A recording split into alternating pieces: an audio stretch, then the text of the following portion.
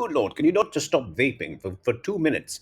So it's like a special day. Look, people celebrate. Listen, you're gonna let yourself celebrate and do whatever you do. You whatever. Do you? Okay, liberalism. Do you, man? Yeah, you can't do that if you want to be a lawyer or a doctor or a politician. You have to be sensible and organized, and having authority is very important.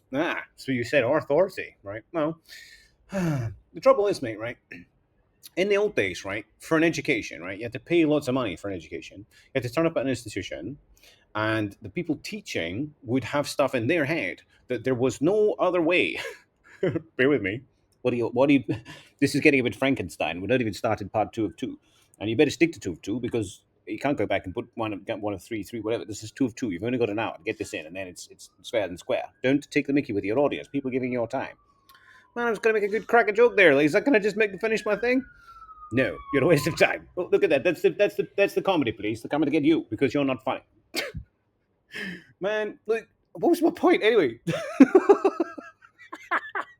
Don't do drugs, children. Don't do it. No, do it was my point. My point was do it. Do you listen?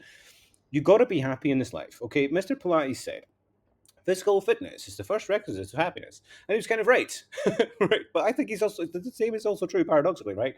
You have to be happy in order to go about achieving wellness and health and fitness. That would be my advice: to be forgiving with yourself and be kind with yourself. And if you can't be bothered listening to another whole hour of me ranting because I'm so abusive and insane, just remember I'm trying to be a bit of a parody and a bit of a satirist, and I'm trying to also sort of spice in amongst all the craziness some useful comment. Oh, beep beep beep beep beep. Yeah, they are. They're coming for you. They're coming because you're not funny and you're wasting people's time. Hurry up! You're being patronising and absurd. Go get on with it. How are we going to fix the health problem? It's not my problem. Us posh people, we do everything. We've done all the right stuff, haven't we? So, move along, move along, move along. Here's a bit of capitalism going on here. Look at this. Look at this guy. He's trying to get you to give him his money. Whatever. If this is many years from now and he's failed miserably in politics, which of course he's destined to do with this madness, do support this poor man. How dare you suggest this is doomed to failure? Look, radicals do well in politics. Listen, that's my theory. It's a market-driven campaign to some extent. It's just not the market that you're after. It's a market with money. Well, you've got to shoot for the moon. shoot for the moon. Shoot for your moon. I tell you what, you shoot and I'll do the moon. How's about that? I think just get down to business. What do you mean a liability time bomb? Liability and a bomb implies sort of. Are you sure you want to use the word bomb so much on the internet? I've said time bomb though. If anyone says it's clearly, maybe we just should take that out. Look, dude, just calm down. Sure, it's fine. Uh, Forgive me. What I mean is for our dear staff, to be honest, because although I mean, listen, this is going to be a moment of clarity. Whether just you go away for a minute, right? Serious minute. I have got to rant, rave, and roar at those wrongdoers within our institutions, right? There is, it is, I guess, it is a silly to hate an institution, perhaps a to adore, and uh, what would you call it, worship at one a little bit to some extent. It's kind of the golden calf type thing, isn't it? We take these things on because they're such iconic things in our lives. People lay their lives down for these institutions, and there is a great many of them that are all right, that are more than all right, that are excellent, but they are all an exception to the norm, I'm afraid, I think. Okay. There is no justification for abuse, whether that is coming from staff. So at the moment, right, we've got posters everywhere.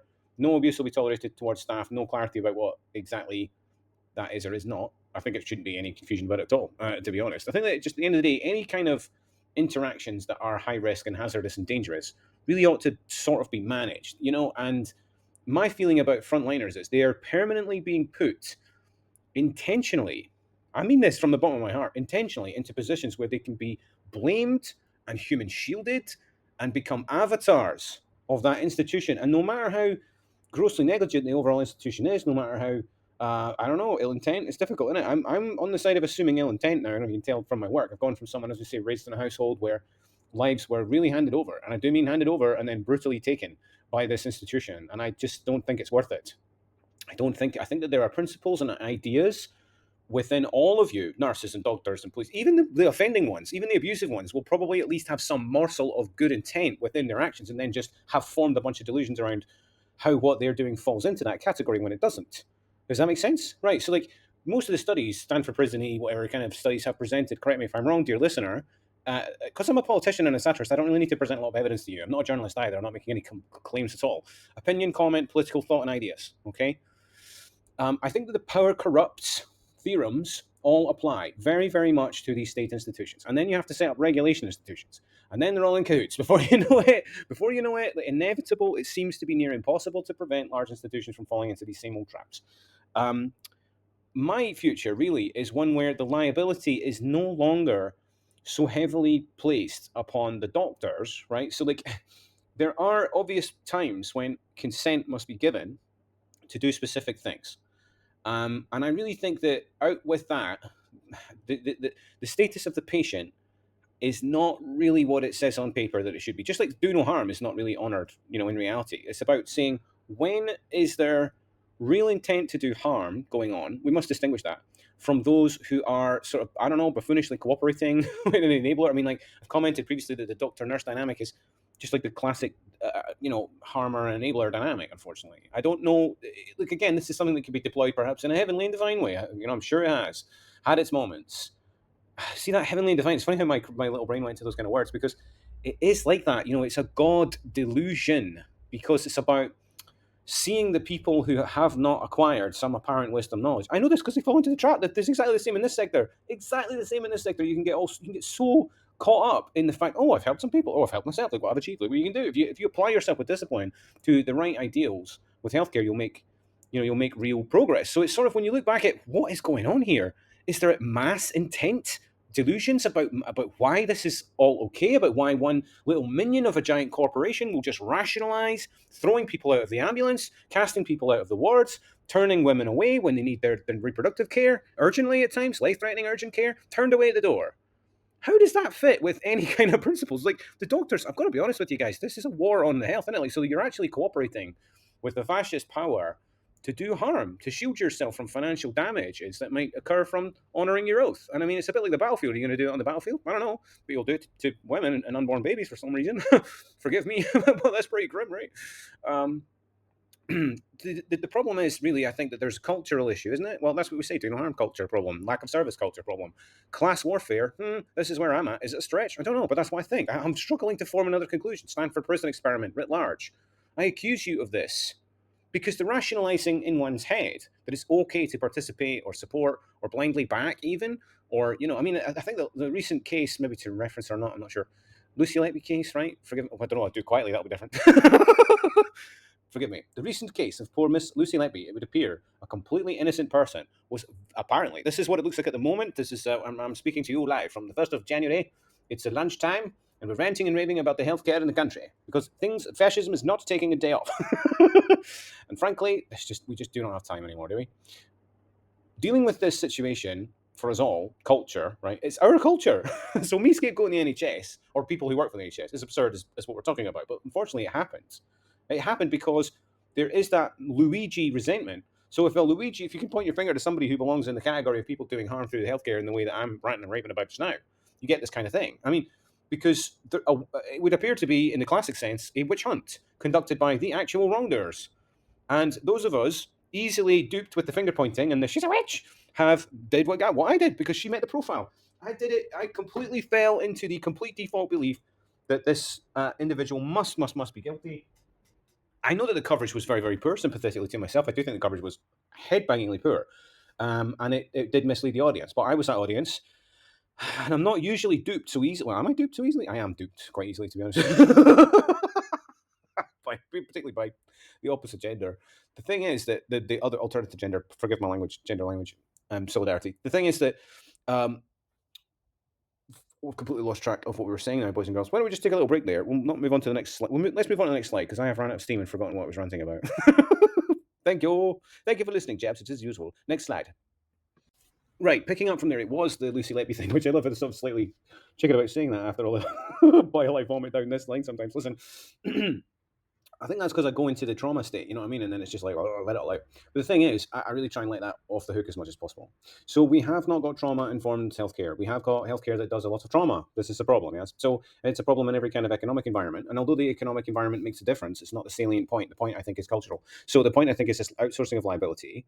And when liability is given outwards in that way, it's inherently causing harm just immediately, because one should always be seeking to fully enfranchise whomever we are talking about, not simply because you assume that they are Scottish and therefore too stupid, or they're working class and therefore too ignorant, or they're have social problems and are just a total write-off, are just irredeemable and not worthy of the same humane treatment as people of your wealth and class and background. Okay, that's a big feature, I think, from speaking from the voice of somebody harmed and harmed and harmed and harmed and harmed, sick to death of it, frankly. So my solution to get away from the harm and the plethora of drugs I was put on was to just go away and build my own little island of holistic health. And I did really well doing that, but I couldn't escape. Excuse me. Could not escape. And I said, like a lot of things, I've tried to sort of, I think I'm having to learn politically what I've learned and when I become a politician more officially than before is the I am a rock, I am an island. I do believe that to some extent, and it's not true. My core belief that I can be completely toxically independent and whatnot, and never rely on anyone for anything, and never get sick or never get any diseases, just completely goes out the window when somebody that you love and somebody who is vulnerable and someone you are responsible for is the target of this failure and neglect, and there you are powerless to do anything about it. So on this page, I'll be quite brief because I wanted to mention the Lucy Letby thing and finish on a point of clarity about that. Me, seriously now, without any silliness, completely misjudged the situation because I was given a very, very poor media coverage of what had happened, and also our justice system acted in a profoundly bizarre way. And unlike me instinctively, that making me go, I smell shite, as they say, and going, this is probably some dodgy corporate horseshit. My assumption was that this individual, because of her presentation, reminding me so very closely to experiences that I have had in real life up close that have horrified and mortified me and do defy belief at times, that it was very easy. I mean, this is the thing about being the scapegoat and being the enabler guy. Like, you need to watch the movie Detroit for that. There's a term which Mr. Kahindi Andrews, I would sort of reference as giving me some sort of license to refer to this subject in a very careful and racially sensitive way. But the idea of being the house N-word or whatever, it's like when you're helping out the bad guys, right? It's when you're capitulating because you're going to earn money from doing so, chucking the others under the bus. The midwife is there to make sure that what the doctors are getting up to is somehow reasonable, seems more human, seems like something vaguely resembling healthcare or compassion or kindness or nurturing in some way, right? And it's not, it never will be. It's dehumanizing, it's illiberal, it's anti-capitalist, it's monopoly. Like healthy, make that a monopoly. You just have to defraud the market enough to sell your products, and then you're laughing. You just have to put market controls like prohibitions in. And more importantly, why are they so invested in making sure that other people don't become healthy? Well, because they're conducting a sort of suspicious, sneaky, slithery, class-based warfare, and it's happening in most countries all over the world. It's not really something I need to generalize or target any hatred at any particular group. So, human social phenomenon that one needs to be detached about. Although I sort of shout and bawl and a rage and a F and a bomb and a C and a this and a you're right less. Sometimes I'll even stoop to saying you're less than human, because some of the hashtag the golden child syndrome people that we're dealing with, they are not fully formed adults because they've gone through this awful upbringing, middle class childhood, middle class privilege, middle class entropic upward failure, and now they've got God delusions. They've got God delusions, guys, and like no amount of people turning up being harmed seems to want to convince them to think otherwise. This is reality. So when some poor soul like Lucy Letby, the enabler, probably one of the good ones, maybe holding the whole thing up, and they're there, right? This is the trouble. Just like, to be honest, a bit like myself with men. In it, there's a toxic reputation there. Men have a toxic reputation. So when people say all men and this is all men and all men are like this and blame all men, I get really worked up because I'm like, how dare you defame me? How dare you put me in this group of hateful, despicable, low-life, degenerate people? And I must apologize to all the good workers of the institutions that I am having to understand the satire. Please join me in the satire and understand that I've been up close and personal with living under corporate rule, living under state rules. As a child, the state completely stole my childhood with my mother. She was either too exhausted to be a mother or she just wasn't there. That's generally the great injury that most kids whose parents work in these sectors suffer. And I'm begging you guys to just stop going to work. Help me help you. I am a satirist. I'm trying to be offensive. I am trying to get the clicks of people who normally are doing self-harm, self-sabotage, hatred, and bile. Mine is satire, bile, and satire, hatred, really. But it's kind of channeling the Luigi energy. What you've got in front of you now, 5 minutes in, is a list of abolition type thinking. We need to sort of do an amnesty. So I guess like, I'm open to suggestions on this, right? But people who have done harm as part of what is following the instructions of their operating task, I think should be completely off the hook, right? So like, as long as you haven't done anything that's been raised as abusive, like there must come a point where we're able to say, like, after this point, these complaints cannot be further taken. And at the minute, where that is absurd. It's just completely absurd. And you're going to get blood scandal type stuff going on and on forever and ever and ever. It's just going to get worse and worse and worse. It's the thin end of the wedge, as they say. The thin end of the wedge. Hecka, Mr. Hecka. Here we are. Politics. In politics, should I get hands near power? God help us all. But if it were to happen, these are the objectives I would have. I would want to abolish the liability of staff. See that? Protect responsibility, staff. Like my mother, I understand how hard it is. Like my mother's life, I understand how so much sacrifice you make. Like my mother's life, I understand how futile, pointless, and ultimately doomed it is. Listen to me, the ghost. The ghost of my mother is here, and she's telling me every day, I regret giving my life to that institution. I cannot believe I trusted those doctors. I cannot believe I defaulted my decision making to doctors who knew better and could have told me another way. I cannot believe I trusted my physical safety to people who behaved with contempt and fatigue and frustration and Stanford prisonish. We had no choice. This happened when we could not be with her, a moment when we were denied access to her. What in God's name kind of healthcare is this?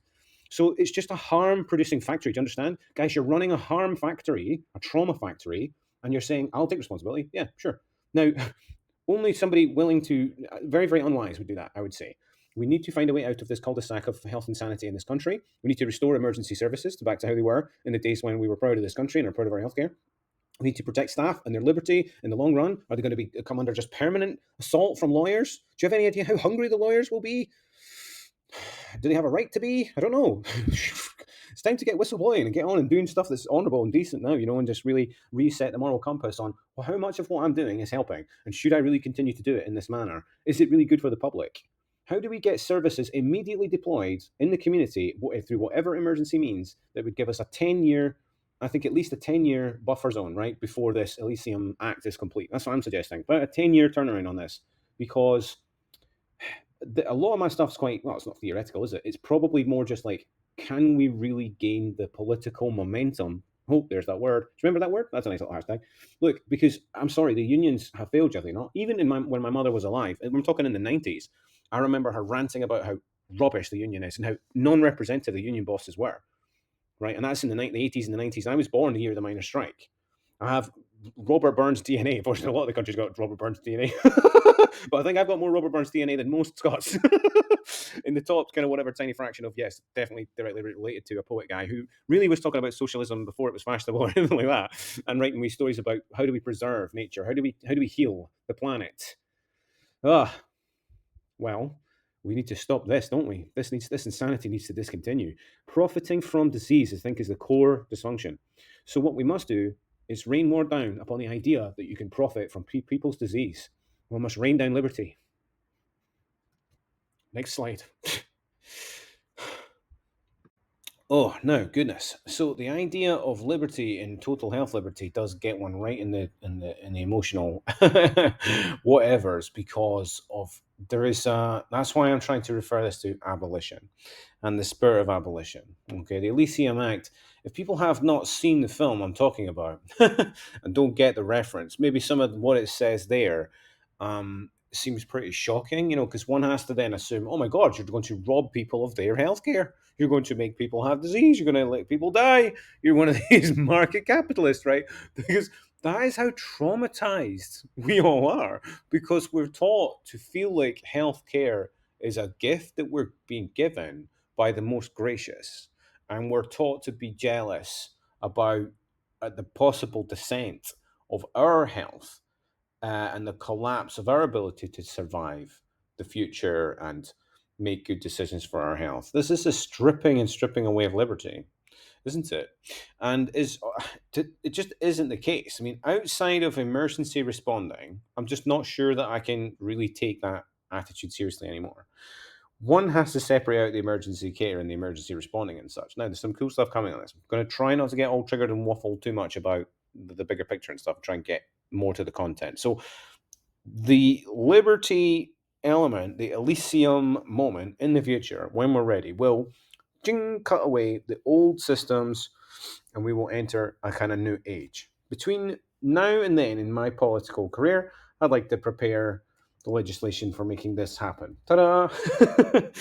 So, you know what? All that radical stuff, abolish, abolish, abolish, abolish, is to point out that a lot of these things on that list are things that maybe appear like they are an asset to our health, but are actually a liability to our health, okay? Are disguised as that. Now, one has to separate emergency care and emergency responding out. So I do think that we should try and sort of negotiate with health professionals, like where that begins and ends. But like, obviously, they would already know, because it's like, well, whatever they would normally treat in his E&A facilities, I would just immediately switching generally to providing them with an overwhelming amount of resourcing. So that includes ambulances, staff resourcing, everything, and concentrate on supporting emergency from now on. And instead, with the broader health challenges, accepting that broader, sort of less primary acute care and stuff, like all that stuff just needs to be outsourced, I'm afraid. And like, I mean, not outsourced in the way that, right, now you're all going to have to pay for it. But what you would do is just have a budget.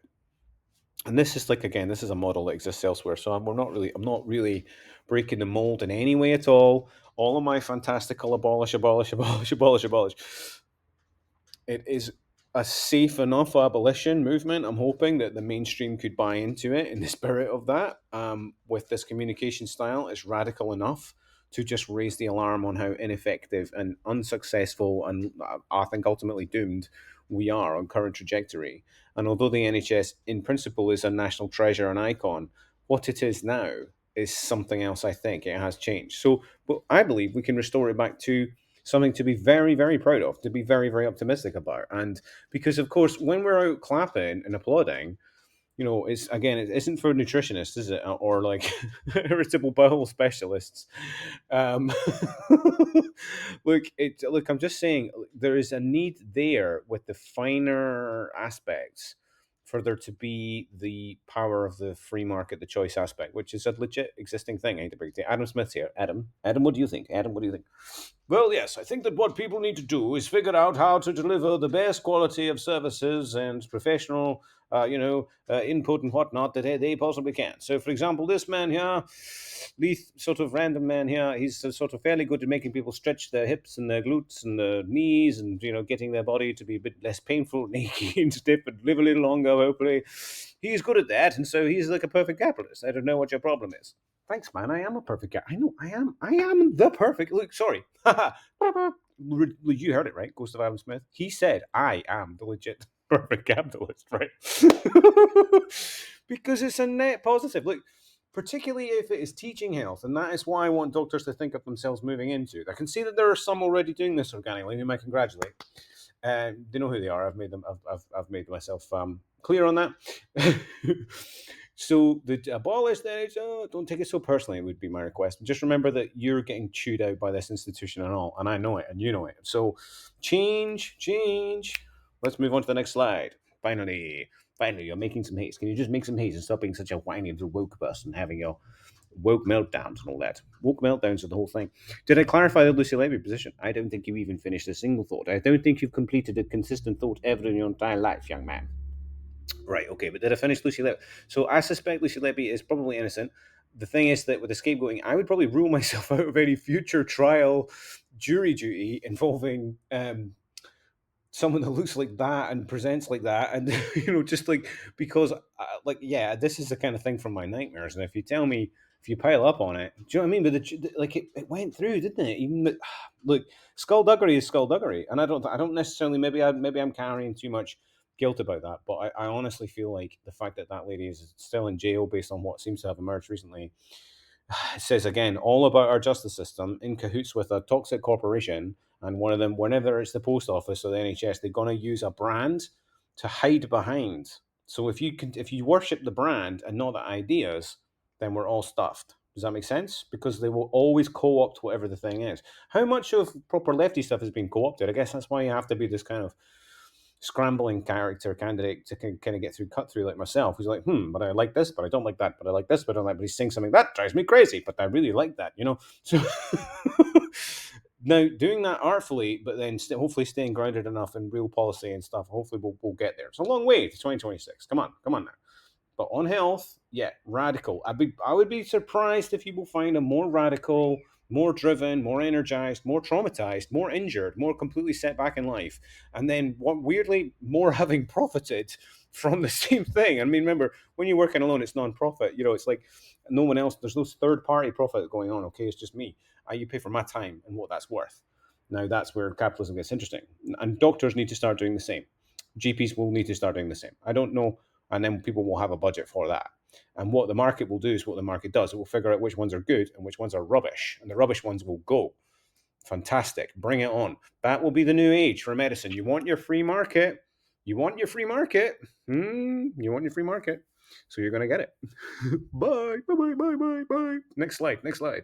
Thank you for sticking with us, audience. Again, I'll hand you over to Mr. Dan here. There is a cat here that looks like he's rather needing something. Do you have something to say, Mr. Cat? I'll try. Buddy, you can speak? Are you've just had a snack, do you remember?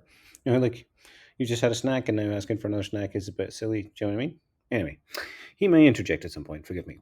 Listen, this is an interesting one, little interject from all that. This chap here, this is so fascinating because I wrote this before, I think Mr. Kennedy had just chosen to enter the race. And it was around the time when I had recently just chosen to enter the race to be a member of parliament, which was derailed by further healthcare outrages, which we will discuss in a minute or later on in the future. When I know that it's safe to disclose the full story, I will do so. The only reason I'm not disclosing the whole story is that I suspect that more harm will befall those that are involved. Okay, but I wrote this letter curious about Mr. Kennedy because this story came up in something I was watching related to health crime. I was studying up on kind of health failures and botched this and that and so on. So the logo may or may not appear, but there's a link there for Rosemary Kennedy on Wikipedia. I recommend you check that out. It's interesting because I observed the story being reported by a medical journalist, right? So someone who is a doctor, who is in the profession, is a part of this Kirk of whatever it is, right? And this was a US production. And they were reiterating the story of Rosemary Kennedy. And I thought, after hearing it, that I would write to Mr. Kennedy himself, anticipating being quite enamored with the idea that a Kennedy was running as an independent. It wasn't clear that he was a wrecker at that point. You know what I mean? I do think that in hindsight has proven that he seems to have adopted a wrecker's strategy. And I mean, this is unfortunate because it demonstrates the cycle of hatred and abuse and such. Why hatred in and of itself is such folly. Being angry, like I am, this is quite healthy because it helps you get out the toxicity. It helps you release traumatic things. It helps you experience catharsis and hopefully empathy from those hearing and witnessing and observing and having compassion. That is part of the natural human healing process. With Mr. Kennedy, I thought there might be an interesting moment to do such a thing, and for us to have although being antagonistic, possibly, but completely antagonistic on most things, particularly vaccines, as I've mentioned here. However, what happened with his daughter? His daughter. Forgive me, not at all related in any way such as that. This is one of his ancestors, right? A eldest daughter born to Joseph P. Kennedy Sr. So great aunt, I think, was my thinking. Forgive me if that's not accurate. So just a relative, major relative, but distant-ish. Yeah. This lady suffered horrendous, what looks to be obvious medical abuse to me. Right. In my book, there is no doubt whatsoever, based on the story. Meow, dude. Oh, I know, but based on the story, don't you think, mate? That there. Although one has had a snack, one must remember that we're trying to discuss Rosemary Kennedy at the moment. And I think I had this really profound empathetic realization or coming to realize that many of us, so when I say us, I'm meaning activisty people, political people trying to achieve political goals that are change and are changing these fields, right? I'm looking at this medical doctor guy who's doing this coverage, and this journalist is giving me coverage which completely defies logic. This completely defies evidential things that we know now about medical profession, things that have over and over again been proven. I mean, really, like the far right are co-opting and co-opting and co-opting and co-opting all this stuff, right? You can see it in Kennedy. He has co-opted the failures as well. Like, so they don't like co-opt the healthcare, but they co-opt the failures of the healthcare. It's stunning beyond belief. But I wanted to reach out to him and find out if he felt that his health radicalism was as a result of some family experiences to do with this. I think it's near certain that this lady was a victim of a similar form of medical outrage or abuse or whatever to my mother, where they have all the doctors and nurses and people around have just decided to adopt a certain assessment of what went on, right? And that has just been the one that they're defiantly sticking to because it's the benefit of the doubt for some reason. Because it's like, even in this case, right? Even in this case, I think someone in a criminal court, a judge, a sheriff judge, somebody with some competence and some esteem and some kind of sense of right and wrong, and some kind of capacity to look at the facts and go, come on, where's the evidence, right? How does that possibly lean into being likely? And it's when I mean that doctors are not scientists, doctors are not Darwinian. They don't adopt a clear rationality, clear causality. They ignore any prospect of collegiate failure and instead adopt perpetual cronyism. And I think that it is part of this overall God delusion, this narcissistic mask, really, that is like, oh, do gooder type thing, when actually intent is quite ill. And when you see that ill, I'm sorry, I'm like, why would you default? So this doctor, just to expand on that, just like exactly with like my other loved ones, they're saying genetics are to blame when clearly some corporate activity is to blame, right? In a broader spectrum, perhaps that may be environmental features, job features. In this case, it was a direct assault from. In fact, what was even more stunning about it, what stood out to me about this case, and why I was like, wow, that really references some stuff I can echo and relate to, was that the harm had been done at the command of the doctors, but been done by a nurse midwife on behalf of the doctor. Okay. So that is a really profound case worthy of examination. And I would say, really, from my point of view, as an independent freelance politician who is never ever going to do what Mr. Kennedy did, right? No, no, no, no, no. I cannot join parties, right? You're an independent, excuse me, independent operator as an independent and an Epoch Nova candidate shall never join. There's no third party at all. There's just the voter, you, the listener, if you support me, and me, and you, and that's it. And the more of you there is, and the one of me, the better. You can find like better versions of me, no doubt, everywhere. Most, like I've said before, go down to most pubs and pull out a random on a weekday, and you will find out a superior champion to what we have to compete with at the moment from the mainstream, but also generally even the folk that are going, oh, I'll do it, oh, I'm nuts enough to do it like me, throwing ourselves in there. Look, just get equipped with a brand and an idea, particularly if you are a doctor doing multimedia or, sorry, forgive me, social media, whatever, the thing I'm doing. Thanks for listening. It's a terrible abomination what's going on. Clinical medicine, particularly mental health, I have witnessed atrocious dehumanization. I've witnessed it. I know. So don't waste my time with telling me it's not a thing. It doesn't happen. Hilarious. Just announce to me even clearer that you are part of the problem with your denial. Look at these stories. That medical journalist, I don't know that guy's name, but he didn't believe the victim. He blamed the victims. Classic profile. All right. Next slide, boys and girls. I really don't like it when we have politicians nowadays who start to do the violins, they get the violins out and start to do the victimhood thing on stage live, right? Now, often this is done very, very manipulatively and completely non credibly, in my opinion. We see their need, right, to kind of, oh, it was so hard for me to go to Palestine and see what's happening there. Oh, I'll tell you, it was really hard for me to go there and look at what's happening. It was really hard for me, the politician, to go to the wards, and it was hard for me to go to places where people are homeless and hang out in parts of the world that are very dangerous with crime. And I was like, you know, when politicians are doing that thing, and it's like, look, you're in the job.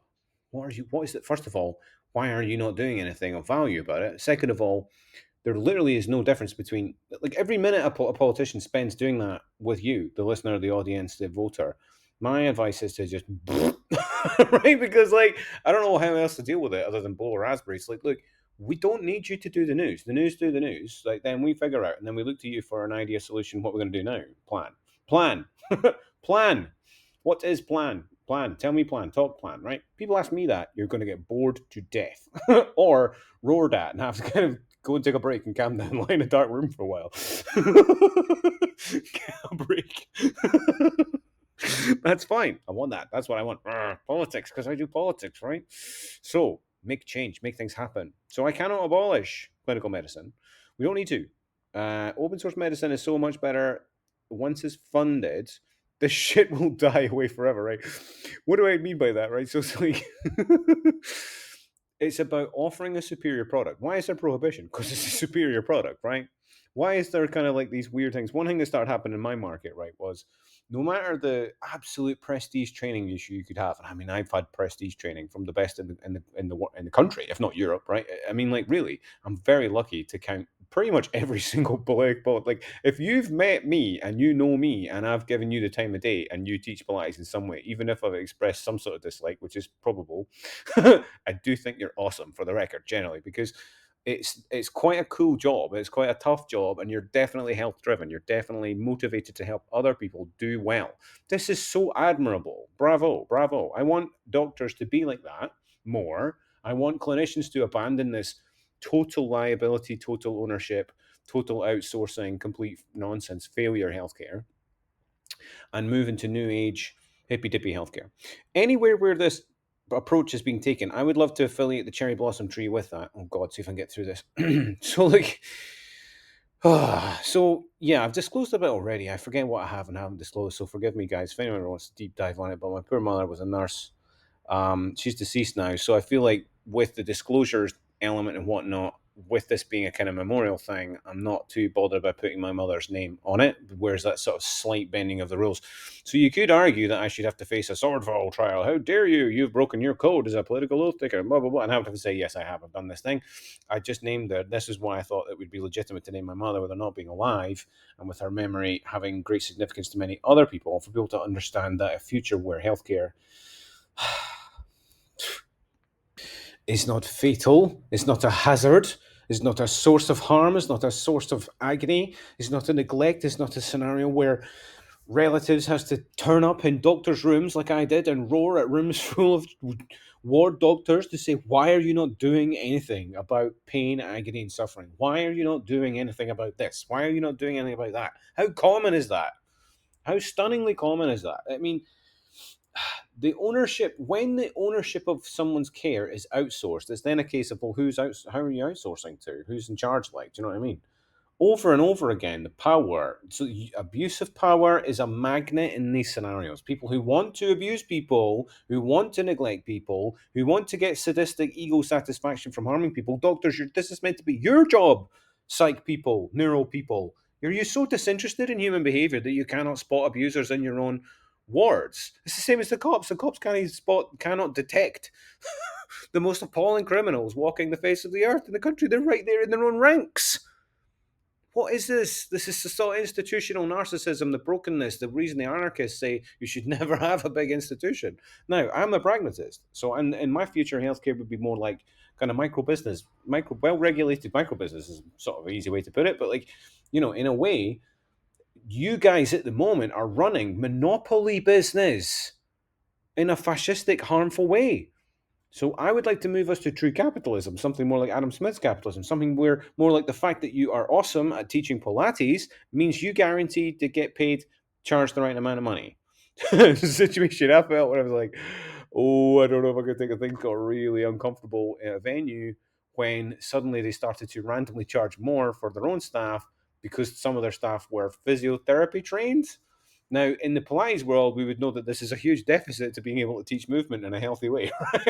Sorry, again, these very expensive educations. I mean, really, I was advised by a physio not to do it because it's just not, because like the market value of what. So you think about market value for a minute.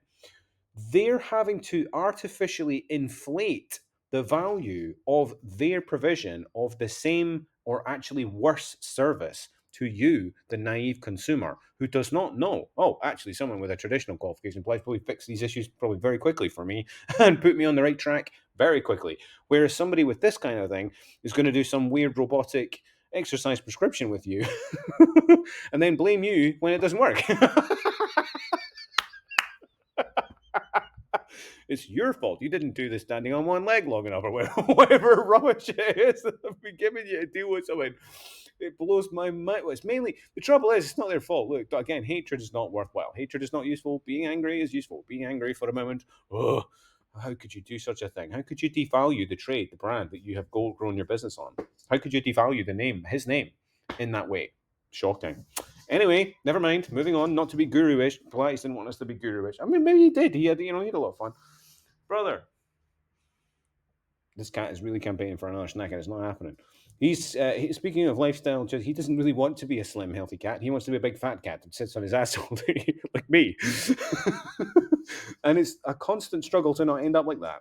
What does that struggle resemble? It resembles one of a cycle of self love and self hate and self defeat and self weird patterns, right? Healthcare is something that we must take ownership of ourselves in order to have health. We're only going to traumatize ourselves by outsourcing that power and autonomy. Do we need to know everything? No. Fortunately, like calculators, I don't have to know how to do long division either. You get it? The GPs, unfortunately, the general practice, standard issue doctor. Look, I'm not the one making you redundant. I'm just pointing out that you are redundant. Does that make sense? The cherry blossom will be there because my mother was a nurse and she was failed brutally by this institution. Someone who gives their own life to the institution even is not safe. Any amount of sweeteners and privileges and benefits and cushiness that the title and the letters and the whatever that being a member of the cult Omerta club gives you doesn't protect you ultimately when you are the one in the bed. Okay. They will leave you to die in a horrific, horrific fashion that one would never do to one's own worst enemy. And then they will make it worse for you somehow, and then they will blame you for it. When it all comes down, they will shrug. Okay? So being the Detroit inside person, working on the inside thing, you know what I mean? Inside the house person, it's folly as well, I'm afraid. Join me instead. Move us into a holistic future. Move us into a true free market where, again, something that is already happening, and we can put the reins on it a bit, try and tame it, and not let it become this toxic monstrosity that America has, which is the current trajectory. All right. Thank you. We'll move on to the next slide now. Trigger warning, funnily enough. This is just a blanket trigger warning the whole time when we're talking about health, isn't there? I can recall one other issue, really. I mean, like, it's funny because we're going to talk about mental health crisis, but I've tried to really establish just how there is this mental health crisis, which is sort of one thing going on, where there isn't provision of, and I mean this sincerely, the most basic assessment and diagnosis and prescription and stuff. A clear, straightforward provision of care on mental health is just non-existent in this country. I don't know why. Again, I just can only point to failure, really, as the word. In terms of scrambling for intent and causing, as I've described, economic kind of war crimes, kind of what I would call maybe economic terrorism or a kind of social warfare that is just done generally by upper class, posh, middle class-ish people to lower working class and subclass, gig class people, right? Slave class people. So farmyard-ish, isn't it? That's why when I'm talking about maternity services in the UK and Scotland at the moment, I've actually in the last year or so taken to making a kind of mooing sound. Moo, because like I don't really know. Again, I use the parrot for that. Why are you gonna be? But when you get somebody who is sort of what would you say, undermining the seriousness of maternity care, ignoring the importance of maternity care, seems to show contempt for maternity care, seems to even operate in maternity units with contempt for babies and pregnancy and women and everything. They are like monstrous. I don't know. I don't know another word to describe these individuals. It's one at the Royal Edinburgh Infirmary who has a nickname, which is the villain from a horrifying Disney movie. Really bad. Well, not horrifying. Look, it's a Disney movie, but it's like one of the great villains of all time, right? So, like, what this person's named after, right? And it's like I don't really know what else we're meant to do with this cultural do no harm problem. There's harm going on, and then like, okay, you claim there's a mental health crisis. Is a way of saying this is all in your head on a massive scale, right? Like, isn't it? Dude, am I wrong about this? Like, this is. I'm convinced that the nation is being gaslighted that they have anxiety and depression and all these things. I mean, this really came out in my charity work, right? Oh yeah, but I want to tell a story about urology. God, I'm so tangential because there are just so many horror stories in my catalog of horror stories to refer to, right? But this one is more from a personal private life connection. Somebody I met who, as I've saying, by this point I had horrific experiences with urology, right? Many, long time ago, and was working in this field, which I'm currently working in, where I'm catering to people who also have consistent horrible experiences of urology and gynae and whatever the hell. just terrible experiences with anything that's in a taboo. The sort of Christianish people are just rubbish at dealing with. Anyway, mental health is similar to that because, again, these folk are cooked. They're nuts. I don't know what they think, that they have some kind of magical ability to control the health of other people or guide other people towards health or whatever it is. It's like, maybe I've got the same delusion, but then mine is backed up with people going on and getting better and having some more measurable results rather than the kind of approval ratings and popularity ratings that are even clapping outside life-saving NHS cannot overcome. So the life-saving side of the NHS cannot overcome the deficit side. The ones next to you doing the Wayne Couzens stuff, and the ones next to you doing the Harold Shipman stuff, and the ones next to you wherever it is in the maternity wall, all over the place doing creepy, weird stuff. And in the case of Lucy Letby, are looking for an active scapegoat. Well done for helping all these folks, by the way. A further way to help them would be to start pointing the finger at the people at home and the people who are the victims of this kind of apparent healthcare, this kind of social injustice and capitalist community and environmental collapse, and just say, you have a pathology. You have a pathology? Have a pathology. No. They don't have a pathology being anxious at the moment. Nobody with anxiety right now has a pathology. They are suffering from symptoms that are coming from reality.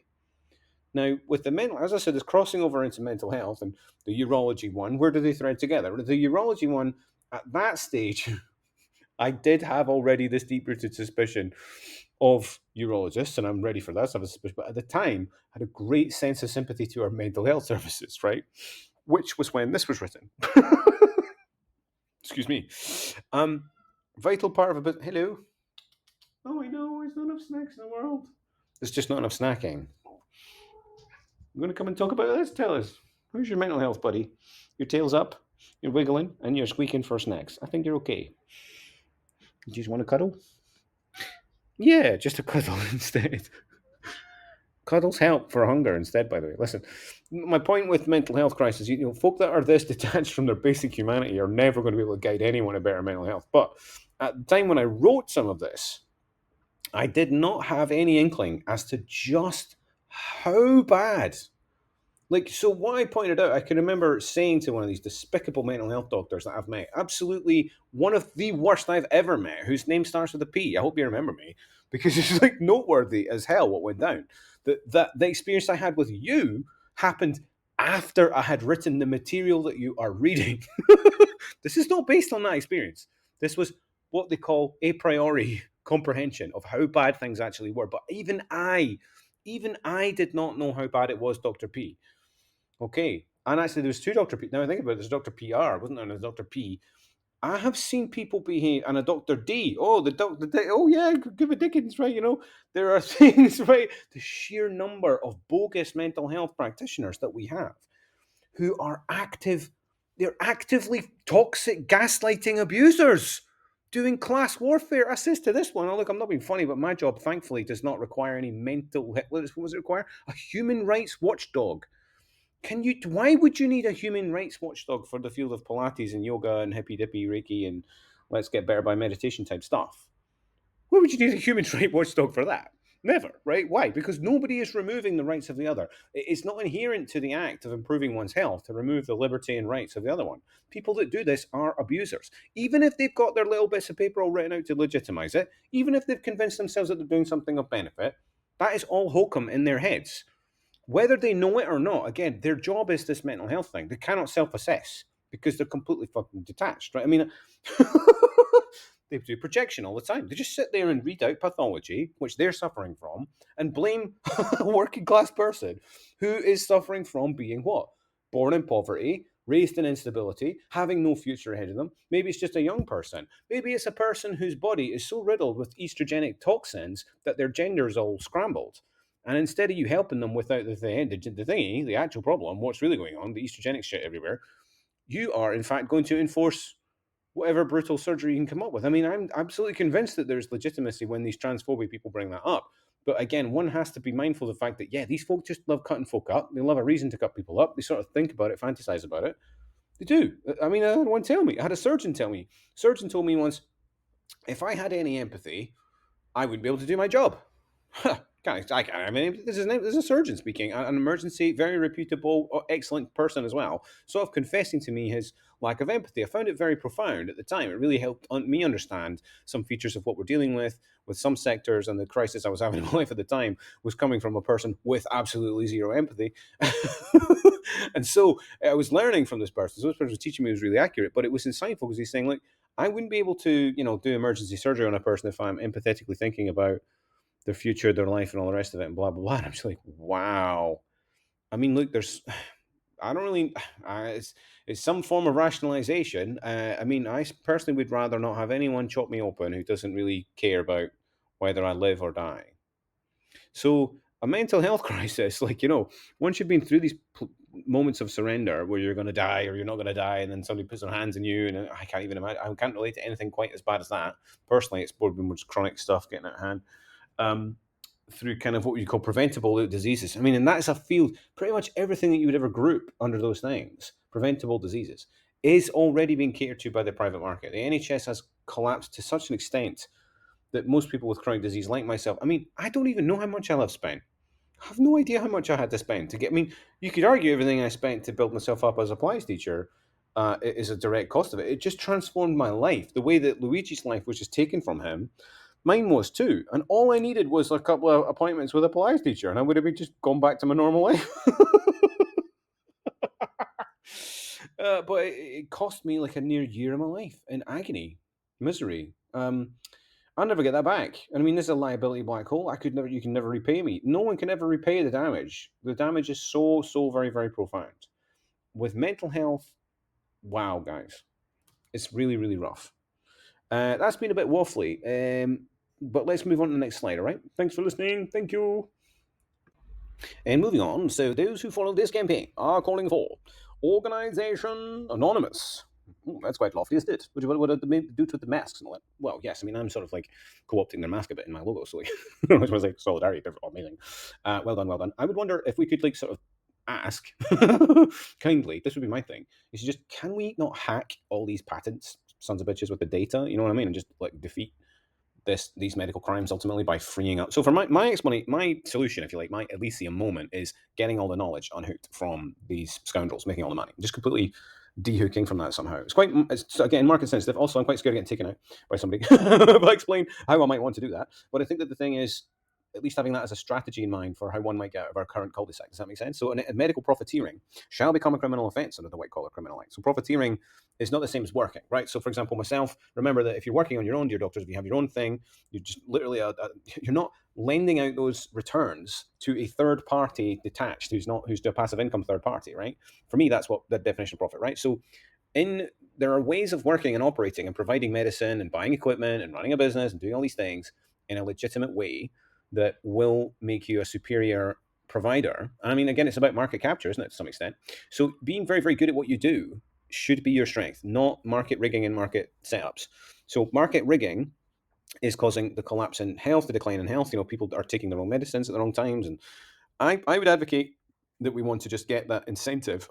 The disease incentive, I think, is a bad. Forgive me, I'm halfway through a coffee here, big beast of a coffee. The incentive for profit out of medicine. That's what I want to do with it. So if I could affiliate my campaign with any other idea, it is the abolition of disease profits. So abolish profits that are being earned from people who continue to suffer from disease. We must do this.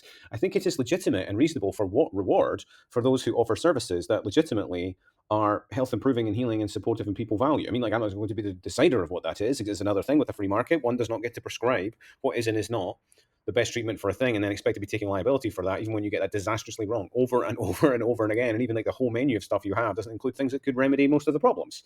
So forgive me, guys, with selling little bottles of potions, but at some point you're going to have to face a free market if you want a free market. But the people will never ever go bankrupt, and the people will not be in poverty, and the people will not have ignorance and fall into little traps in the new age. That's my plan. And once you fix those things, it's pretty much okay, I think, to have some form of free market there. I don't think any of us should be offended by it. And I would point out to those visitors puritanically offended by the idea that people should have choice. I mean, I'm sorry, I just don't know another way to get to good solutions to any problems. And so far, the human race hasn't found one. So I think you just have to contain it in a way that protects people, but not contain it in a way that stints it. That's what the monopoly does. This is why we are where we are. This is why there's this sort of black market for things, this sort of alternative market for things. You could argue I'm an alternative market, right?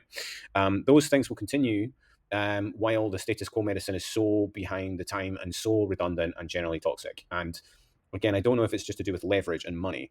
So we'd have to create a scenario where it is not profitable for that to continue. Does that make sense? Legally, corporate law, hush hush, I will tell you later, but that would be my plan. We'll get some consult on it, but find ways to just sneakily do something that's a little bit piracy, but isn't piracy, if you know what I mean. And also, if we do it as a nation under democracy, then who cares? So I mean, it's just espionage, I would say.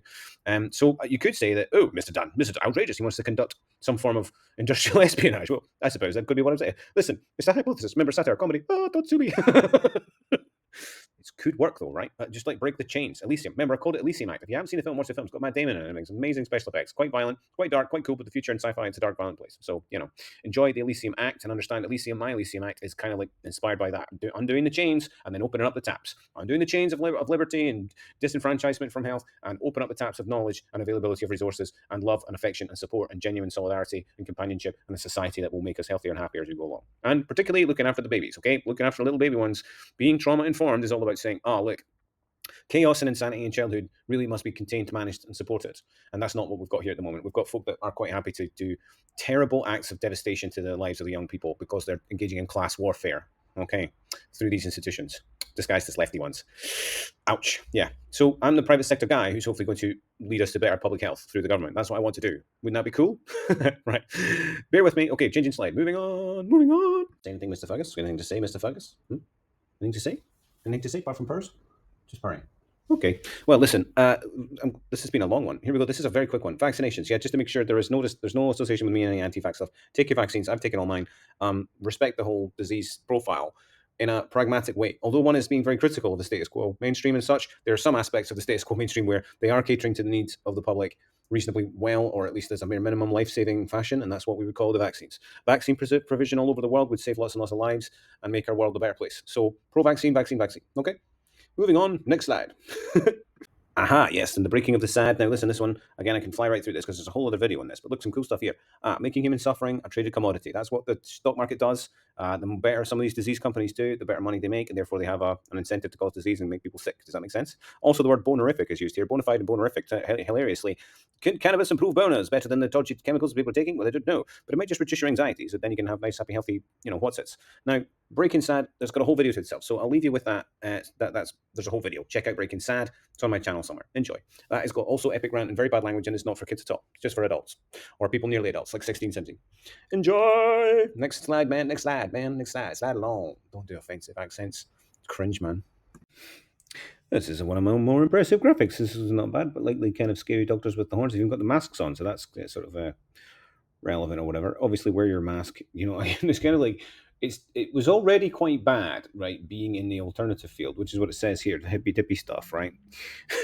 And putting up with people just calling you a fraud and calling you all sorts of stuff. I mean, that I've had that, right? So when anyone's going, oh, this outrageous, what he's saying about these people and what they do, honest to God, I have experienced the exact same for being a Pilates guy or being a Reiki person or doing a sound bath or teaching meditation rather than medication. That's great. That's quite droll there. You should write that one down, right? Johnson, write that one down. Not you, Ferg. You're all right, mate. You just lying down, yeah? Good. Okay. So for-profit medicine creates disease. Well, of course it does, because if you get better, you are of zero value.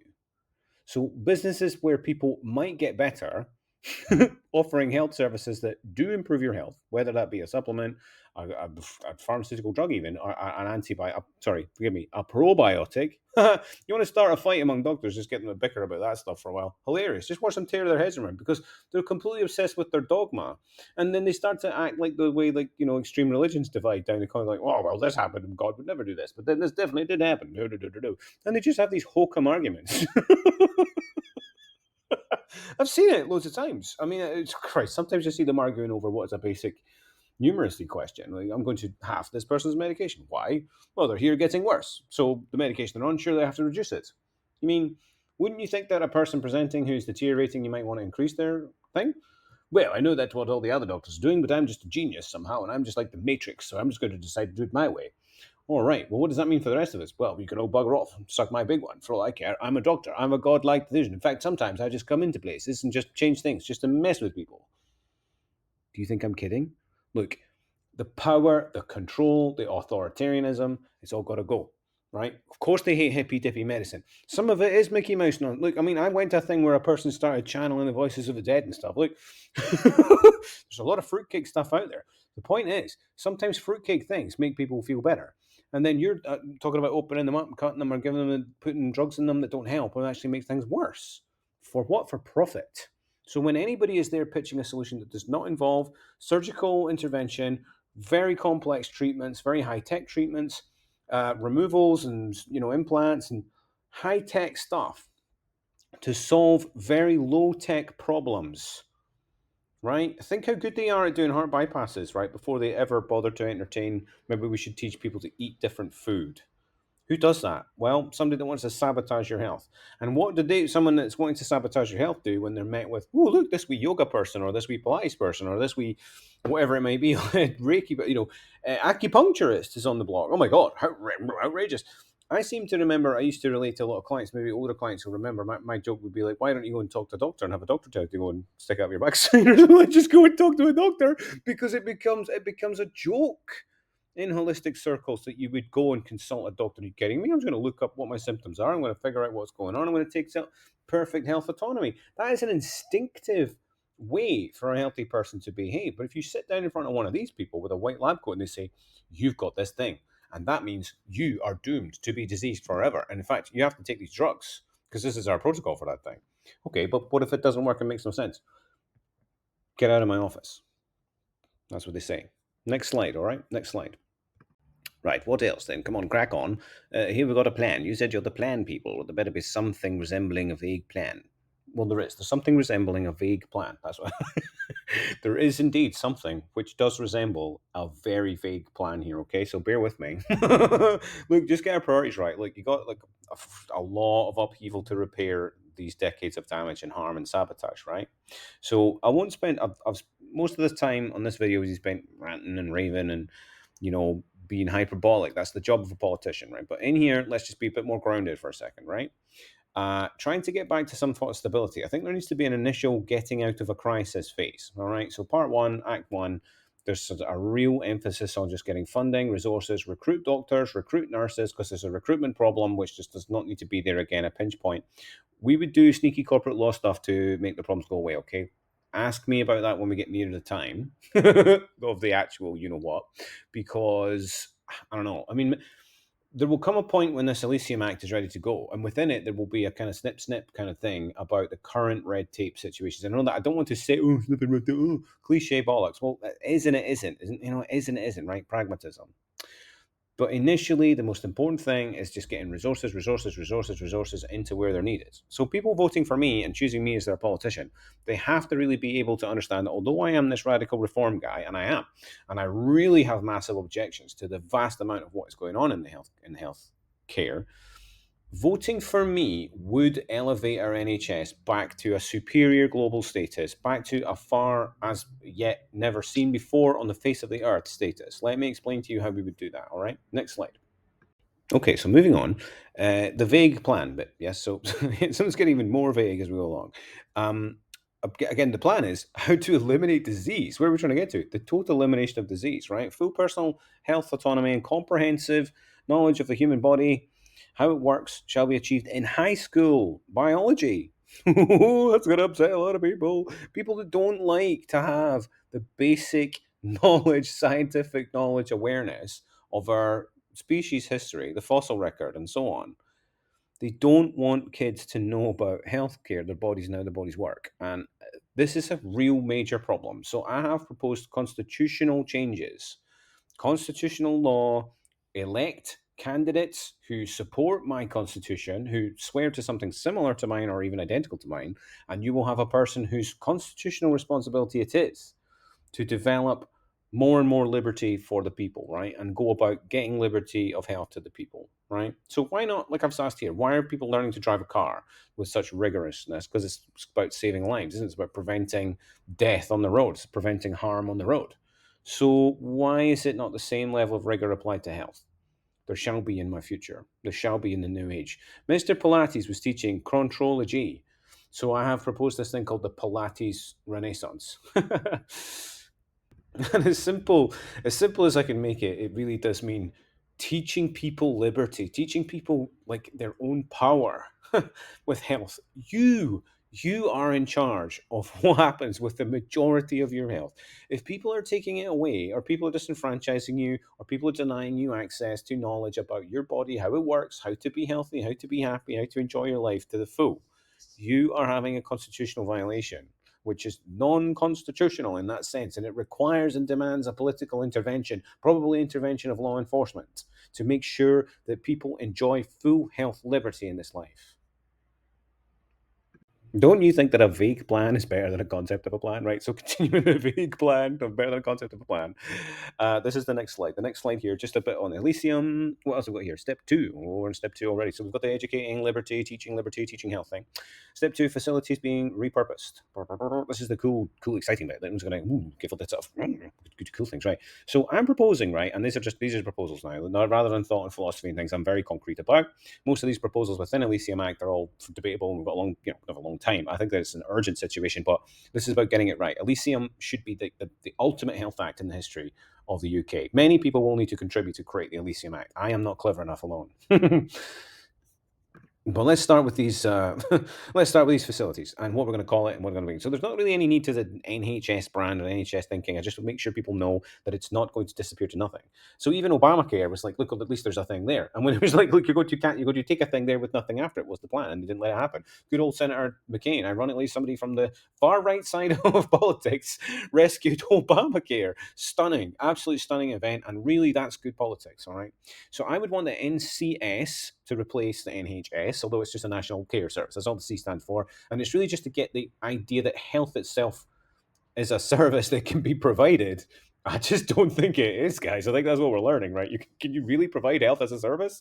No, people have to achieve health within their lives, but you can provide care as a service. You can definitely provide very good care. And if you provide very, very good care and lots of compassionate, humanized care and love and affection and support to your fellow man, I reckon we will see disease disappearing through the floor in lots of weird ways that we haven't predicted. Also, letting parents and their kids be together and never ever restricting parental access to kids and kids' access to their parents will be preventative of a huge amount of critical chronic disease, life shortening disease, and mental health problems, and so on. So essentially, this to the nurses and to the midwives, they should really, I would hope for their support in the position here, right? In that most of the service that's provided by care staff, if not all of the service provided by care staff, should be massively improved. Do you understand? So, dear NHS worker, if you've listened to my bile and my hatred and my, and you're one of the good ones, and you believe in care like I do, and you believe in health services in the way that conventionally one talks about it, I would propose to you, and I would suggest to you that what you are doing, holding up the nation's health. I once made a little model of a Spitfire. Yeah, I made that Spitfire under some absolute fire spitting conditions, and wrote a love letter to the staff. Now, the Spitfire is iconically a defender, mainly because it kept the Luftwaffe out, right? Well, this is the level that I think our NHS staff are at. Hang on. I can feel. Hang on, before you get to, I can feel the Churchillian moment coming on here. Don't you think? A Churchillian moment, mate. What do you mean a Churchillian moment? Well, it's you're talking about the Spitfire, the spirit of the Blitz, and all that, and the sort of fighting off the Germans. Yeah, I suppose you're right, man. I'm saying that our NHS staff are kind of like that. Yeah, I think they are, mate. That's legit, brother. Because it's like never in the field of endeavor, human endeavor. They say. I think it's a human endeavor, is it? I think probably NHS is a greater human endeavor, right, than the Spitfire, to be fair. But in terms of keeping this nation safe and holding it up, that's our NHS staff, right? So I propose that the NHS staff, really, that is what the NHS is. It's not what these freaking vampires floating around do. They're floating around hurting people. The staff, like the Spitfire, has to go in there and fight them off. It's usually that is the case. Not always, but usually I've found the case to be that the nurses and the care staff and the midwife teams usually as well. Although it's a mixture in that department. Don't get me started. But the nursing care team, care people in general, are usually all right. And so, anyway, my point would be spitfiring my way through this and thinking about nationality and how we have a core value here that there should be an NHS. But I think it's because we believe in care. So, yeah, there you go. That's step two, right? So we pump up care, we pump care up massively, we pump up an idea of a national care service, and then we get the fucking vampires out, right? Bear with me for a second. In economics, there's a term called protectionism. Okay, it's generally referred to when a state will go a bit Brexit or a bit Trumpish, is what I perceive in the future. Wherever you're listening, what part of the future you're perceiving this, I perceive that Trump will do to the economy something similar to what Brexit did to ours. Protectionism is designed is like a kind of saying, well, at our borders, this is where the ideas begin and end. And I would like to try and create a kind of protectionism here in the UK for access to knowledge and awareness to make a truly free market of ideas where there cannot be bad faith actors, basically, over the decision making process about how people choose their treatments. So you've got care. Care is obviously the thing that I've described previously would need to be massively pumped up, and lots of pumped up and interesting kind of 5-star hospitality kind of ways that would make the whole experience actually nurturing and actually nice to work at. And people will enjoy these jobs. And again, people in the care sector should look to me as, wow, I'm going to make your jobs amazing. My mother worked in care. Don't forget, when she had to give up her job for my dad, which is not uncommon, and move house, she wasn't quite able to acquire the same job, despite there being shortages in care and inadequacies in provision. Acquiring a stable, steady nursing job or a stable, steady GP job, this is for some reason not easy. Why? Because of pinch points. Again, economic pinch points. So it's restoring care. We need to just build institutions of care and then open up the market on medicines and then have a menu of treatments which will be funded in various ways, as long as it's not the taxpayer that's funding the treatments. But the goal of the care sector would be to try and make sure, and it probably instinctively is, I mean, again, I'm lumping you all together, Americans and British, but it's not quite fair to say that here in the UK they're the same as heavy on take the drug as they are in America. They are, because they're directly incentivized. They're only sort of secondhand incentivized to do so here in the UK, so there's less of that intensity. So we've got this idea. I want to chop it in half, right? And say we have care services that make sense. We have the legitimate provision of human care, kindness, empathy, support, and just being there. A lot of humans, it's just loneliness is a crippling disease. I mean, it really belongs on my Beveridge report type thing for Elysium Act. My Elysium Proposal Act will really need to talk about the curse of digital loneliness itself, why people end up like that, and how to make sure it doesn't happen, because it creates vulnerabilities, isn't it, in society? So is that clear? We could probably move on now. Demonetization of profit. Get profit away from disease. Don't make people suffering profitable, and promote autonomy and consent and decision making, and teach the ability to make good decisions about what care and treatment is then moved. Because funnily enough, doctors and clinicians will botch things that patients need. If that patient was able to do the thing or make their own decision or was equipped with knowledge and awareness and a long enough time of discussing with the doctor, would probably form better conclusions. I would think that will save a small fortune in terms of the way that how you're going to pay for people think about disease, which is absurd. Because for me, it's about actually making sure that people get to choose good outcomes, the right outcomes that work for them. I mean, I kind of imagine a sort of pick and mix style environment for medicine, with the funding model being able to cater to that. I mean, the thing is that getting healthy is actually not expensive. Being very diseased for a long, long time and never getting better is extremely lucrative. Okay, you need to get that into your heads that this is not, they're trying to make it claim that it's a cost to do pinch point sadism. But we know that being healthy generates growth, generates wealth, generates happiness. Look, his health is everything. Mr. Police is here again. He's saying it's the first requisite. I'm not going to do a horrific impression of Mr. Police. Never. I promise. I swear. Should I ever have to refer to Uncle Joe, I promised to not do an abysmal impression. And just remember, his ghost is probably here with me, looking at him right next to all his equipment and his amazing inventions, which are yet to change the world. And they will change the world. Okay? Pilates Renaissance. We will have a more contrology in control of your own health. That is the system we will have. It needs to be a little island where we have this in the world and we do protectionism. I'll do it. I will do it to get us to Rivendell, to get us to Lothlorien. I'll do it. I'll put up barriers. You better believe it. What, to protect people from toxic healthcare? Protect people from corporate healthcare? You think it's not trade, is it? It's not like putting up a barrier to some commodity that's going to hurt our economy. Completely different type of protectionism. I'm proposing medical corporate protectionism. Hashtag. Remember that. Okay, next slide. So this is a little bit of, there's political speech going on here, so buckle up. Privatize medicine, right, is not the same as privatize healthcare, is it? So think about it. I'm saying pragmatism in the market across the board on pretty much every single subject, from cafes, apart from cafes and restaurants and bars and pubs and cool things and studios like me, we are entirely in the free market. Haha. But realistically, health cannot be, because health is a basic human life, a human essential, right? So there cannot ever be scenarios where bankrupt people end up without healthcare. That's a core principle for sure. But medicine, so purchasing medicines, so what type of medicines you pay for already prevails and is an entropic fact of reality. If you have lots of money, you can spend lots and lots of money on your healthcare. The less money you have to spend on your healthcare, your healthcare will decline. Most people spend as much money as they can on their healthcare, realistically, right? Just the same as what other essentials in life, property and whatnot. So there's inequity, there's inequality. It's very difficult to create complete equity and equality. There's no real, I think, incentive to doing that, because surely everyone will be somewhat more discerning about this, that, or the next thing and have that choice. The choice, liberty, freedom must be present. There cannot be health without this. So the medicinal side, so which doctor you listen to, which doctor's advice you take, and therefore which resources in terms of medical chemicals and treatments and things like that, that choice element, what you're going to do, I'm looking to prioritize that above all other things. Okay, and as a way forward, health, liberty. Because at the minute, I think the disruption coming down the food chain from the clinical level into the care level, as I've said before, the care level of the health NHS are kind of the champions, and these vampires, I'm calling them jokingly, Luke. I have to. This is my art, communication, right? So whatever, man. You don't want to. Don't creep around the wards, upsetting people and acting like a vampire if you don't want to be called a vampire, okay? Right? You freak shows. So I really want to dismantle your power structure. I want to take away your ability to do harm in an unchallenged way. And I want to make sure that every single person on the face of the earth has a liberty to choose their own destiny and then actually can be held responsible for their own healthcare decisions. At the minute, you're disenfranchising them and opening yourselves up to blame and liability. Only a pathological person would do this. You're meant to be healthcare and you still can't see that. Okay, never mind. Look at this picture. I put some cool graphics here with the jetpack and stuff. I said to my mate, there'll be jetpacks in my NHS. He's like, what? Are you mad? No, I'm not mad. There's actual jetpacks are a very real thing. They're already going up mountains and grabbing people. Look, are you kidding? Look, getting around. Why do we not have the best emergency? And I mean, this is what I would say about my healthcare, right?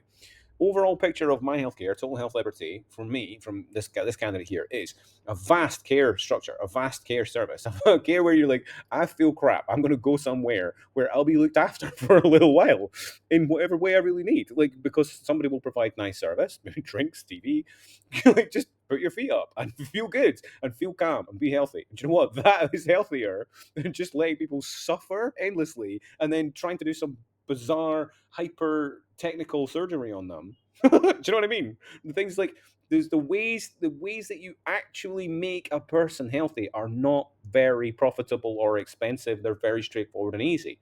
It takes this vast bamboozling to get us to where we are right now. So the bamboozling can end. But what we would have compensation for the doctor clinical people and the guy, like I was referencing a friend of mine who, legitimately argues that he has to sort of switch off some human empathy in order to perform emergency surgery and stuff in critical situations. How could you define? How could I say no to that? Think about it this way though. Why are their services also struggling? What? Why are the ambulance guys not very chilled, ready to go, in a good state themselves? I would have an ambulance service, a patient transport service that is akin to Jerry Anderson's bloody Thunderbirds, right? And I would have emergency care services that look like Star Trek, like they've just been beamed up onto the bloody Enterprise. Now, outside that life-saving critical, there's been an accident, somebody's on fire, somebody's head's doing something weird, they're having a sort of strokey event, whatever the hell it is. Everything outside of that, I think, should probably left to the individual. And therefore, the individual responsibility about how you utilize a fixed amount of resources to best cater to your health. Because actually, the truth is, I don't know the answer. No one does know the answer about the best way to do that. Everyone is doing their own little experiment all the time. And then the rest of us are watching them and learning. The trouble is that this service currently completely stints that, and prevents that. So again, the bankruptcies are ruled out. The being treated because you don't have any money is completely ruled out.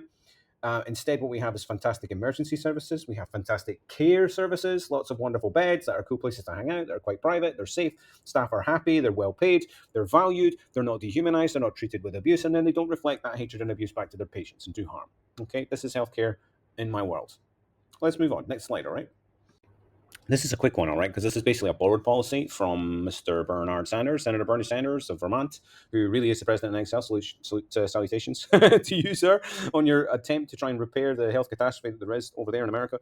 I completely support the idea of just removing the corporate copyrights and patents, whatever kind of intellectual property mechanisms that are using to deploy pinch points and make it impossible for either our NHS to afford the things that we need or pay for things that could save lives or change the destiny of lives purely because of patents and people making money and returning profit for shareholders. This has to be, honest to God, I want to criminalize it. I don't know if I would get able to do it, but you're damn right I'm frothing at the mouth to criminalize it. I am not Luigi. I would not be shooting you sons of bitches in the street the way he does, but I relate to the anger and the hatred. I do. I relate to it. I feel it. And I think, how could people be so monstrous? How could people take away the healthcare of children? Like, removal of the basic rights of other humans is the behavior of a psychopath, and we have an entire class of psychopaths, and a lot of them are in charge of our NHS. So deregulation, get the drugs out there, making drugs abundantly helpful, making medicines abundantly available, making pure medicine, life-saving medicine abundantly available without money, and have a healthy, happy nation. A healthy, happy nation, for God's sake, is what we need. For crying out loud. It's not difficult. We're going to do it, okay?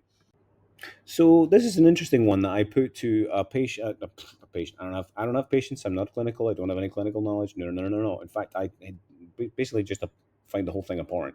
Having normal human knowledge of other people's health and how your health is, and communicating that with other humans is a perfectly normal thing to do. Um, Doctors want to commodify knowledge, right, and make it inaccessible to people so that they become unique possessors of golden keys to healthcare, and then they get to monetize that and sell it out. Is that understood? That's the straightforwardness of it. All technology really is going to make that redundant.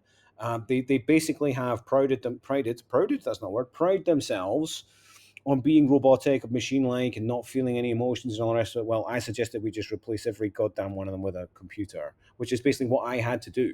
You remember that what I had to do in my story was I was being told a load of hokum, complete nonsensical insanity about my body, things that were not even evidential about my body, assumptions that do not make any sense based on evidence about my body, and led down the garden path in terms of consuming vast, vast quantities of drugs. This was, let me, do you want to, I think I've rattled them off before, but I mean, we started with the old paracetamol, good old paracetamol, tramadol, diclofenac, amitriptyline, tamsulosin, there was something else. What the hell was it? Well, and then on top of that, I was spending a personal budget of well in excess of £1,000 a month on supplements. There's one point when even like later on, I got the monthly bill for supplements down to like £200 to £300 or whatever. I mean, I just broke the bank trying to recover from again symptoms that I experienced that were the cause and related directly to how badly my mother was treated in care. Right. So they want to be treated, they want us to see that they are as good as a computer, right? They can come up with correct answers and do analysis and all the rest of it. I want to replace every single person working in healthcare who behaves or operates like a robot, like a machine, because humans are not machines. And if a machine can do the job, so be it. We do not need to make humans machines. Okay, making humans machines is the training, is the dehumanizing, is what you've done, and it ends up with people burning money in front of homeless people. So don't tell me it isn't that ridiculous. Posh people, posh doctors, I see you. You dehumanize. You look at working people, particularly Scottish working people, as garbage, and you treat them like that. And every kind of problem that they come in with, although most of the problems are things that you cannot deal with because you are not equipped to deal with any health problem, really, that doesn't involve prescribing some medication. So round and round and round we go. I personally, at the time of complete hopelessness, faced with total imbeciles, men that do not know their own bits, how their own bits work, telling me about my bits, which is something that all the girls will relate to, and how I ended up a Pilates teacher, right? I just had to turn to the computer, didn't I? I had to turn to the computer, I had to turn to Wikipedia, I had to figure it all out. And when you hear me say jokingly in my politics, well, Jimmy Wales and capitalism and really open source capitalism saved my life, that is exactly 100% the truth. And I would add to it now, that's how I ended up not a Luigi shooter guy, because my life was ruined by lies, total lies from doctors. Now, a computer is not going to lie to you, okay? So the computer is superior to me, all right? Computers will replace terrible, abysmal clinicians unless they're doing something useful with their hands. It's highly skilled, respect for that. Again, however, why isn't a robot doing it at this day and age? I personally would rather a robot, right? I'm getting to the point of like, I don't know, you can get a robot to do it. I think I would trust the robot more than the machine. Okay. However, when it comes to care and teaching health, there will always be work there. In fact, there's always been work there. There's been more work there than any of the other stuff you've been doing, but you've been more interested in this, haven't you? Let's see if you can change. New age, new age, new age. Bring it on, bring it on. This is Elysium. Things will be different. Moving on. Last slide, I think. Ooh. Right, now this slide is probably my favorite one in here. Cradle to the grave is back, childhood, adulthood. Cradle to the grave, in other words, cradle to the grave, the way that we live our lives. Mr. Pilates, again, he's back. Oh, hello, Mr. Go Supplies. Don't do an offensive accent. But Mr. Pilates hypothesized the way we were living, the way that the modern world has evolved, is now in a state where most of what's going on in modern civilized lifestyles is very, very toxic for your health. Okay. So tapestry is what I've called my kind of manifesto, because as a tapestry, it's got lots of things that weave across, and it can only really be seen. So manifesto is kind of like a list, it's like a to-do list, isn't it? A tapestry is more like a fabric of different ideas weaved together to create a different type of society. Like retirement, abolishing retirement. What on earth? Imagine just having a job that you love so much you never want to retire. That's my life. I have a job that I love so much. I don't need to worry about retirement. In fact, it's until I literally cannot keep climbing the stairs to teach Pilates that I would stop. Employment. right? Why do you have a boss? Your boss is a source of toxic power in your life. You've got shareholders. Christ, who cares about them? They don't care about you. Why do you want it to be like this? Be your own boss. In my economy is a healthier economy because I will abolish the kind of current types of employment that we have. I do not want humans to be enduring the lives that they live. I'm inspired a great deal by Gabor Mate. I quoted him in my Edinburgh Uni application to become a social worker, which got shit canned by the pandemic. Well done again, Tories. You great job at undermining and sabotaging our country endlessly. It's very, very successful. And congratulations to all the medical doctors that have voted for that and supported that and backed that to the hilt. Well done. We need to keep things like cradle to the grave, stuff like, so that, what does it say here? To mention about trauma informed approaches, like trauma informed approaches, understanding that childhood, protecting childhood, preserving the family unit, looking after kids, above all, will reduce the bill for medical concerns going forward. We will have healthier, happier lifestyles. I feel like my generation is kind of lost, if I'm honest, dear listener. Thanks for listening all the way through this. There's a kind of sadness and a grief with all of my work because it's like, whether it's my loved ones, our ancestors, your ancestors, they haven't had a full, healthy life. They've had no potential to live a full, healthy, happy life. No potential at all. And we have all got grains and strands and threads of trauma in our heads, commanding and controlling our toxic behavior, our self sabotaging behavior, our toxic beliefs about ourselves. The schooling that we've had, the treatment that we've had from a state, from our corporate bosses. All of this undermines your health. All of this is a gradual wearing down of the strength that is you and who you are. So, total health liberty is a thing to achieve in the world. I feel like I've had a taste of it, if I'm honest, guys, and I really wish for everyone else to have it too. It's almost like there's the injustice that some feel. We're trying to understand the sadism why some would pinch point basic needs for others, and yet it is a huge effort to be truly abundant with improving things for the future. It takes a great love for the future, does it not? Like maybe at the root of the sadism is jealousy.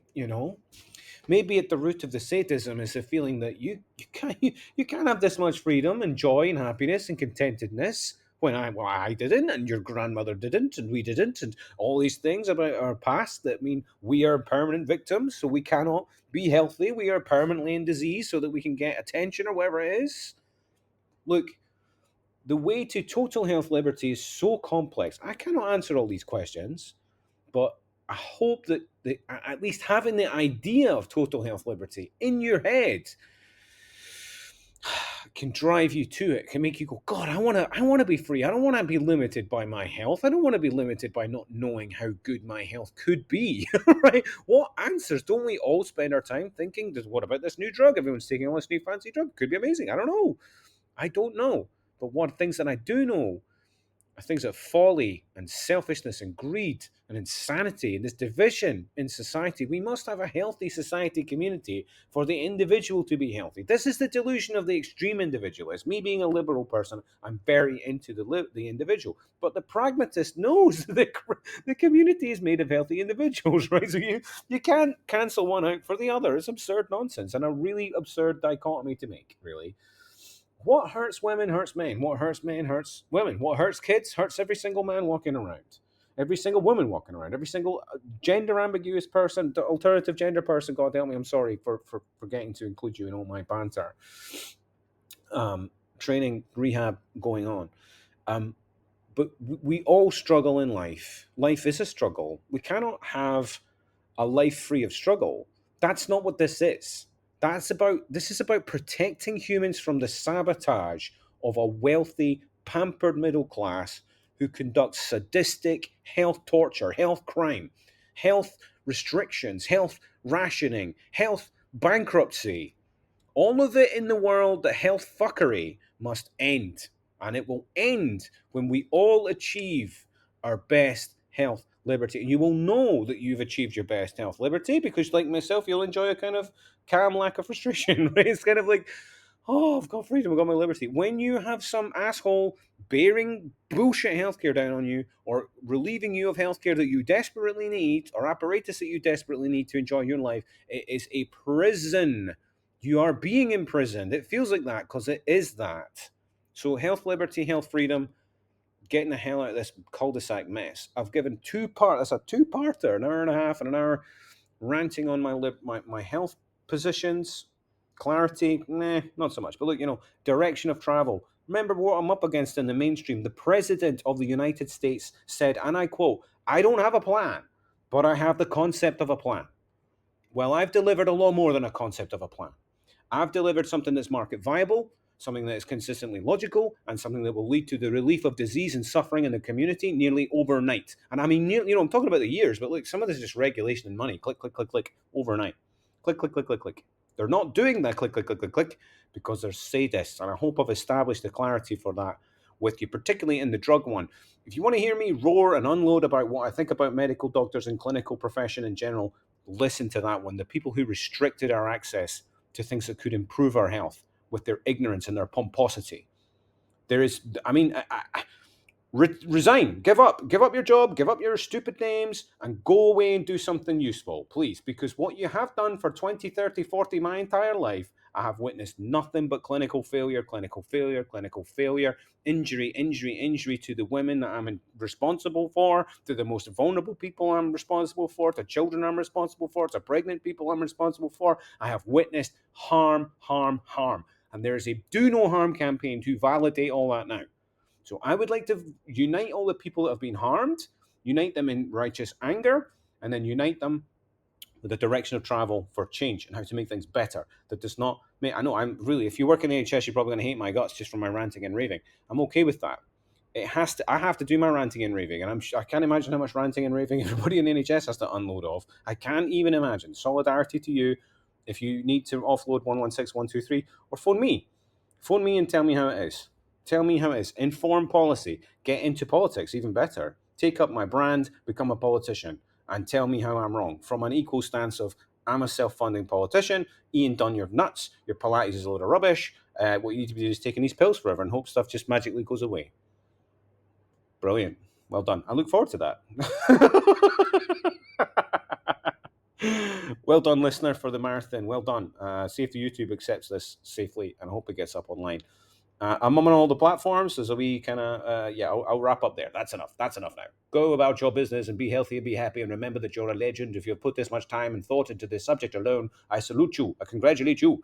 You are a proud and positive member of the NHS, no doubt, doing your best. Solidarity to you, Spitfires and all that.